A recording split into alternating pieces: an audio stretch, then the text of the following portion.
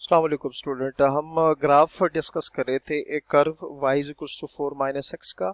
और बेसिकली हमारा टारगेट ये है कि एरिया फाइंड करना है between this curve y is equals to 4 minus x square and between the x axis. ठीक है, तो यहाँ से स्टूडेंट हमने जो ग्राफ बनाया ना, अब हम इसको शेड करने जा रहे हैं।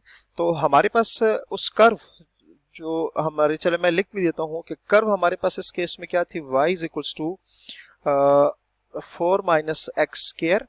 तो ये हमारे पास जो ग्राफ बना है ना स्टूडेंट, ये हमारे पास बना है इस कर्व का graph y is equals to 4 minus x square.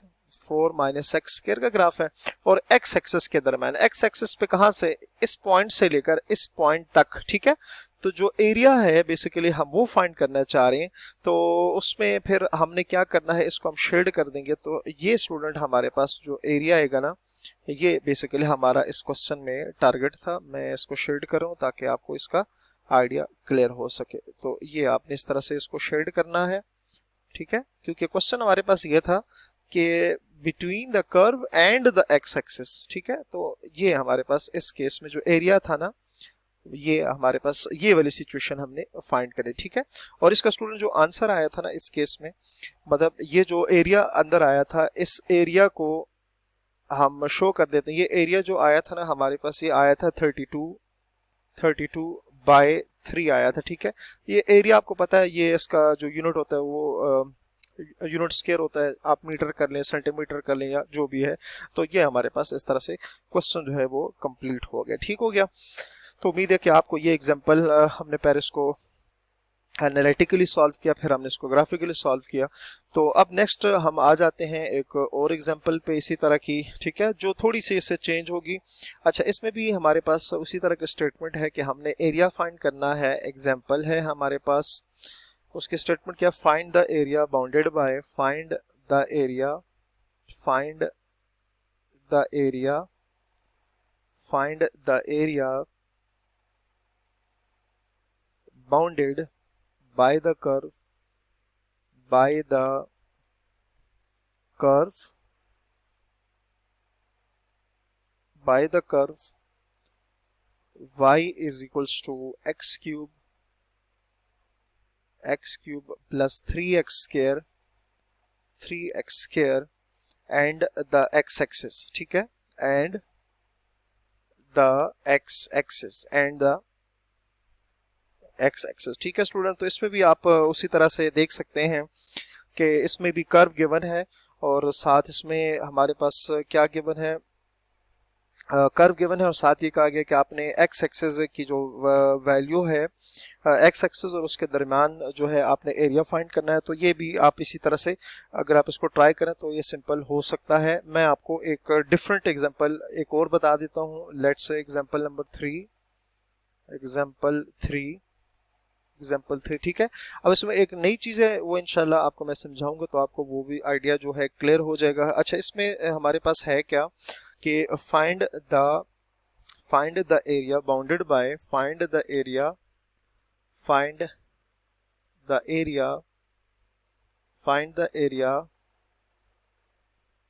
Bounded by, find the area bounded by y is equals to x, x square minus 4 and the x axis, and the x axis, and the x axis, and the x axis। ठीक है, अच्छा, इसमें हमारे पास एक curve given है, हमने find करना है इस कर्व और x एक्सिस के दरम्यान का जो एरिया है वो हमने फाइंड करना है।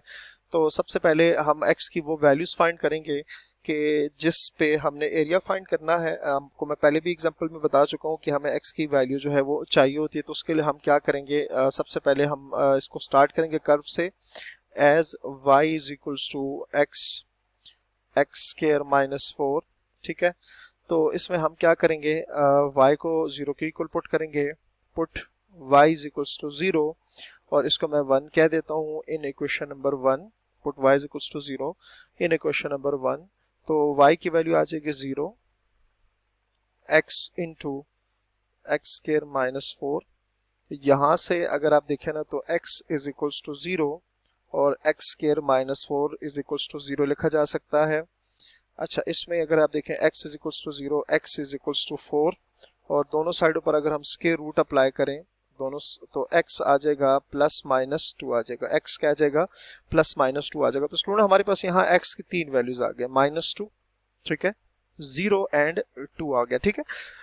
तो वैसे इससे पहले जो हमने एग्जांपल देखी है उसमें हमारे पास x की 2 वैल्यूज आती हैं, ठीक है, यहाँ पर 3 आ गई हैं। इसका मतलब ये है कि -2 से लेकर 0 और 0 से लेकर 2 तक हमने एरिया फाइंड करना होगा, ठीक है। हमने क्या करना है, ये वैल्यू मतलब ये वो पॉइंट है, अगर मैं इसको देखूं इस तरह से भी लिखा जा सकता है -2 0, ठीक हो गया, 0 0 एंड 2 0, ठीक है। ये 3 वो पॉइंट्स हैं, ये 3 वो पॉइंट्स है जहां पर इस कर्व का जो ग्राफ है वो एक्स एक्सिस को क्या करेगा, इंटरसेक्ट करेगा, वो क्या करेगा, इंटरसेक्ट करेगा। अच्छा, अब इसमें हमने स्टूडेंट करना कुछ इस तरह से, हम इसको इंटरवल बना लेते हैं, ठीक है। इंटरवल मतलब -2 से लेकर 0 तक, -2 से लेकर 0 तक और 0 से लेकर 2 तक हम 2 इंटरवल बना लेते हैं, ठीक है। -2 से लेकर 0 और 0 से लेकर 2 तक 2 इंटरवल बना लेते हैं।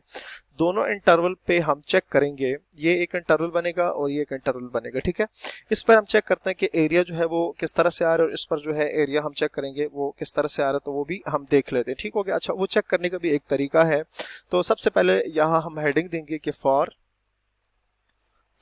मैंने जैसे आपको कहा कि आपने 2 इंटरवल बना लिए, -2 से लेकर 0, -2 से लेकर 0, ठीक है। और इसमें ना हमने इसमें करना ये है कि 0 भी शामिल है, -2 भी शामिल है और 0 भी शामिल है, क्योंकि x जो है आप देख सकते हैं 3 वैल्यूज आई हैं, -2 0 2, तो इसका मतलब -2 भी शामिल है, 0 भी शामिल, तो यहाँ पर हम क्लोज इंटरवल बना लेते हैं -2 से लेकर 0 तक, ठीक है। ये हमारे पास इंटरवल आ गया।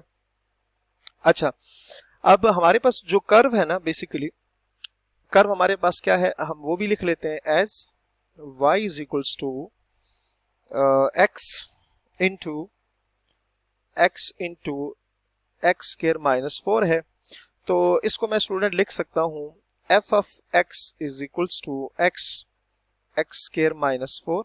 और स्टूडेंट रीजन में ना हमें पता है ये बात कि y जो है वो f ऑफ x के इक्वल होता है, ये हम पहले भी डिस्कस कर चुके हैं, इसको डिस्कशन कर चुके हैं कि आप f ऑफ x को y के इक्वल लिख सकते हैं, ठीक है। अच्छा, अब स्टूडेंट इंटरवल हमारे पास क्या है, -2 0। आपने करना ये है कि इस इंटरवल के तरीका मैं आपको बता रहा हूँ, आपने इस इंटरवल के दरमियान से कोई एक वैल्यू लेनी है और उसको इंटरवल इस फंक्शन में पुट करना है। इस इंटरवल के दरमियान से एक वैल्यू आपने लेनी है और उसको आपने क्या करना है, यहाँ इसमें पुट करना है। अगर पुट करने से f ऑफ x का आंसर 0 या 0 से ग्रेटर आ जाए तो उस केस में हम कहेंगे कि जो एरिया है वो अपवर्ड बनेगा, ठीक है। मैं आपको ग्राफिकली ऑलरेडी बात समझा चुका हूँ। और अगर इसमें पुट करने से आंसर जो है नेगेटिव आ जाए, इसका मतलब है area below the x axis बनेगा। तो वो इंशाल्लाह हम नेक्स्ट लेक्चर में यही से कंटिन्यू करेंगे। अपना बहुत सारा ख्याल रखिए। अल्लाह हाफिज।